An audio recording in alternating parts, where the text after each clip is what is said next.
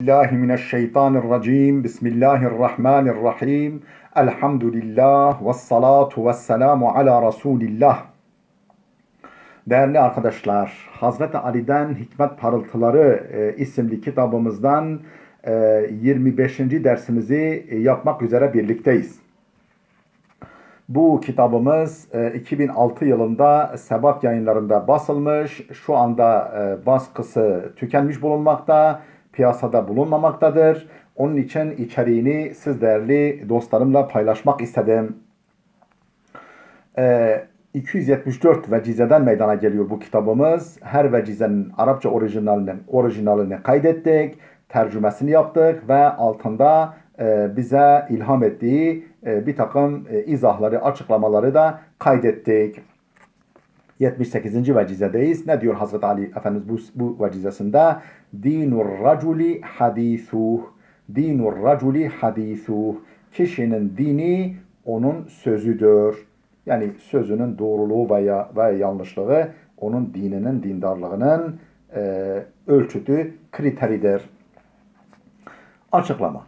Kişinin konuşması onun dindarlığının en iyi göstergesidir. Sözünde doğruluğu, haya ve edep ölçülerini gözeten, kimseyi hiçbir şekilde incitmemek için azami özen ve dikkati gösteren bir kimse gerçekten dindar sayılır. Bunun dışında ağzına geleni diyen bir kimsenin dindarlığından söz edilemez. Ağzına ne geliyorsa, söylüyorsa bir kimse, diyorsa bunun dindarlığından söz edilemez. Her zaman ve tüm Müslümanların bu vecizeye ne kadar çok ihtiyacı vardır. Her zaman ve tüm Müslümanların bu vecizeye ne kadar çok ihtiyacı vardır. 79. vecize Dinaru şahihi hacarun. Dinaru şahihi hacarun. Pintinin altını taştan farksızdır. Açıklama. Pinti ve cimri kimse hazineler üzerinde yatan açları andırır. Pinti ve cimri kimse neyi andırır? Hazineler üzerinde, defineler üzerinde yatan açları andırır. Harcayıp yararlanmadıktan sonra sahip olduğu servetin ne değeri var ki?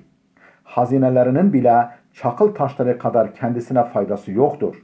İşin en acı tarafı ise bu şekilde varlık içinde yokluğu yaşayan kişinin ahirette de varlıklı bir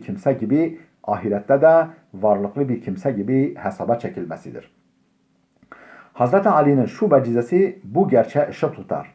Dünyada yoksul hayatı yaşayıp ahirette zenginler gibi hesaba çekilecek olan zengin cimriye şaşarım.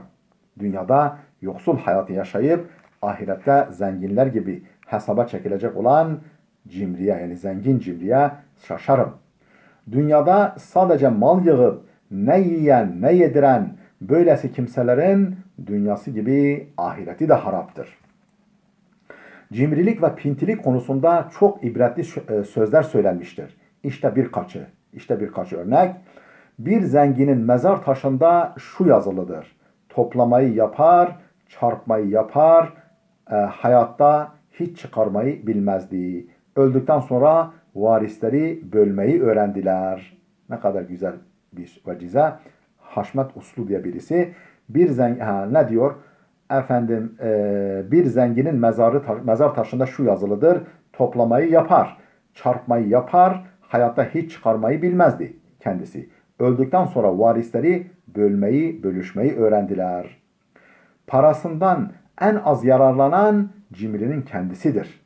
Parasından en az yararlanan kim? Cimrinin kendisi. La Fontaine. Cimrilik bütün insan deliliklerinin en gülüncüdür. Yani türlü delilikler olabilir insanda. Bütün bu deliliklerin en gülüncü cimriliktir. Montaigne. İki insan boş yere meşakkat çekmiştir. Kazanıp da yemeyen, öğrenip de yapmayan. Sadiye Şirazi. Cimriler kendilerinin ölmesini isteyen insanlara servet toplayan kişilerdir. Stanislaw Lazenski. Evet, 80. vecizeye geldik. Zer et-tâgî fî tuğyâni. Zer et-tâgî fî tuğyâni.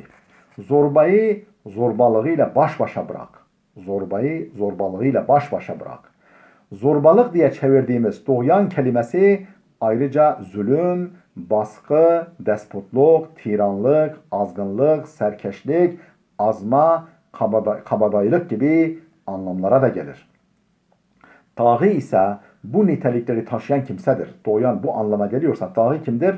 Bu nitelikleri taşıyan kimsedir. Böyleleri ila nihaya zorbalığa devam edeceğini sanmamalı. Bunlar belalarını ya Allah'tan veya kullardan bulurlar. Ya da akrep gibi kendi kendilerini zehirleyip zulümle döktükleri kanlar içinde boğulur giderler. Çünkü yine Hazreti Ali'nin ifadesiyle böylesi zalimlerin düşmanı Allah'tır. Hasme Allah olanın iflah olması mümkün mü? Bu konuda Mevlana'nın şu sözü ibret vericidir. Sen zulümle bir kuyu kazmadasın. Ama şunu bil ki o kuyuyu kendin için kazıyorsun. İpek böceği gibi kendi çevreni örme. Kendin için bir kuyu kazacaksan bari boyunca kaz. Değerli dostlar, burada dersimiz bitsin. Efendim 81. Vecizeye geldik. Gelecek derste inşallah kaldığımız yerden 81. vecizeden itibaren okumaya, paylaşmaya devam edeceğiz. Allah'a emanet olun.